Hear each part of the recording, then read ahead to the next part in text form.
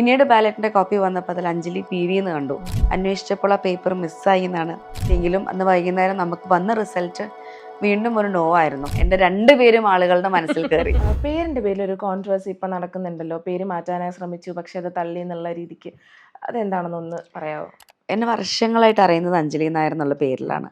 Anjali PV എന്നുള്ളത് school റെക്കോർഡ്സിലുള്ള പേരാണ്. അപ്പോൾ PV എന്നുള്ളത് ഞാൻ പലപ്പോഴും ചിന്തിക്കാറില്ല, അഞ്ജലി നായർ. പക്ഷെ രാഷ്ട്രീയത്തിൽ വന്നപ്പോഴും ഞാൻ ആ പേര് എൻ്റെ സ്കൂൾ റെക്കോർഡ്സിനെ പറ്റി ഞാൻ ചിന്തിച്ചില്ല. അഞ്ജലി നായർ എന്ന് പറയുകയും പ്രചരണത്തിൽ മുഴുവൻ ബോർഡുകൾ വയ്ക്കുകയും പരസ്യം ചെയ്യുകയും ഒക്കെ ചെയ്തിട്ടുള്ളത് അങ്ങനെയാണ്. നമ്മൾ പത്രിക സമർപ്പിക്കുന്ന സമയത്താണ് ആ സ്കൂൾ റെക്കോർഡ്സ് ഒക്കെ സബ്മിറ്റ് ചെയ്തപ്പം അഞ്ജലി PV എന്ന ഞാൻ അഞ്ജലി നായർ എന്നറിയപ്പെടുന്നതിനാൽ ബാലറ്റിൽ അങ്ങനത്തെ ഒരു റിക്വസ്റ്റ് നമ്മൾ വെച്ചത്. അത് സ്ക്രൂട്ടിനി സമയത്ത് നമ്മൾ 10 പ്രാവശ്യം വായിക്കുകയും നമ്മളത് ഫയൽ ചെയ്തിട്ടുള്ളൊരു കാര്യമാണ്. പിന്നീട് ബാലറ്റിന്റെ കോപ്പി വന്നപ്പോൾ അതിൽ അഞ്ജലി PV എന്ന് കണ്ടു. അന്വേഷിച്ചപ്പോൾ ആ പേപ്പർ മിസ്സായി എന്നാണ് നമ്മളോട് പറഞ്ഞത്. അതെന്താണ് അതിനിടയിൽ സംഭവിച്ചതൊന്നും നമുക്കറിയില്ല. അത്തരം കാര്യങ്ങളിലേക്ക് നമ്മൾ ഇറങ്ങി ചെന്നതുമില്ല. കോർട്ടിനെ ഡിപ്പെൻഡ് ചെയ്തു. കേസായിട്ട് പോട്ടെ എന്ന് വിചാരിച്ചു. കോർട്ടിൽ നിന്ന് വളരെ അനുകൂലമായൊരു വിധിയാണ് നമുക്ക് വന്നത്.